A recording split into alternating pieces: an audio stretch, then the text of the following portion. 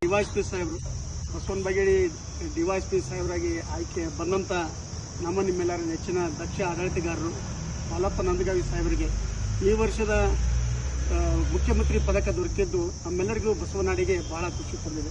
ಯಾಕೆಂದರೆ ನಮ್ಮ ತಿಳುವಳಿಕೆ ಮಟ್ಟಿಗೆ ಇಲ್ಲಿವರೆಗೂ ಬಸವನ ಬಾಗೇಡಿಯಲ್ಲಿ ಕಾರ್ಯನಿರ್ವಹಿಸುತ್ತಿರುವ ಅಧಿಕಾರಿಗಳಿಗೆ ಮುಖ್ಯಮಂತ್ರಿ ಪದಕ ದೊರಕಿರಲಿಲ್ಲ. ಆದರೆ ಮುಂದೆ ಹೋದಂಥ ಇಲ್ಲಿಂದ ಪ್ರಮೋಷನ್ ಆಗಿ ಹೋದಂಥ ಅಧಿಕಾರಿಗಳಿಗೆ ಪದಕ ದೊರಕಿತ್ತು.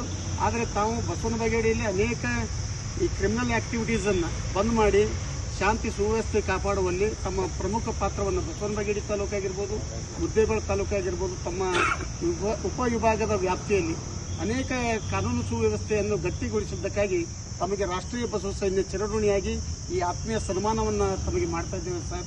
ಅದೇ ರೀತಿ ಮುಖ್ಯಮಂತ್ರಿಗಳು ಕೂಡ ತಮ್ಮ ಈ ಸೇವೆಯನ್ನು ಗುರುತಿಸಿ ತಮಗೆ ಪದಕ ಕೊಟ್ಟಿದ್ದು ನಮ್ಮ ಬಸವನ ಬಾಗೇಡಿಗೆ ಒಂದು ಹೆಮ್ಮೆ ತರುವ ಸಂಗತಿಯಾಗಿದೆ.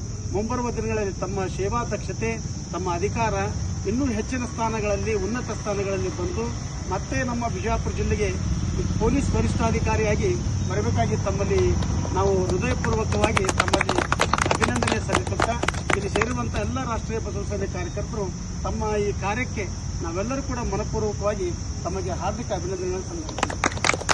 ನಾನು ಕೂಡ ಇಲ್ಲಿ ನಮ್ಮ ಸಮಯ ತಗೊಂಡು ನನಗೆ ಬಂದು ಸನ್ಮಾನ ಮಾಡಿದ ಎಲ್ಲ ರಾಷ್ಟ್ರೀಯ ಬಸವ ಸೈನ್ಯದ ಅಧ್ಯಕ್ಷರು, ಉಪಾಧ್ಯಕ್ಷರು ಮತ್ತು ಎಲ್ಲ ಸದಸ್ಯರಿಗೆ ನನ್ನ ಕುಟುಂಬದಿಂದ ಮತ್ತು ನನ್ನ ಡಿಪಾರ್ಟ್ಮೆಂಟಿಂದ ತಮ್ಮೆಲ್ಲರಿಗೂ ಒಂದು ಧನ್ಯವಾದ ಹೇಳಕ್ಕೆ ಇಷ್ಟಪಡ್ತೀನಿ.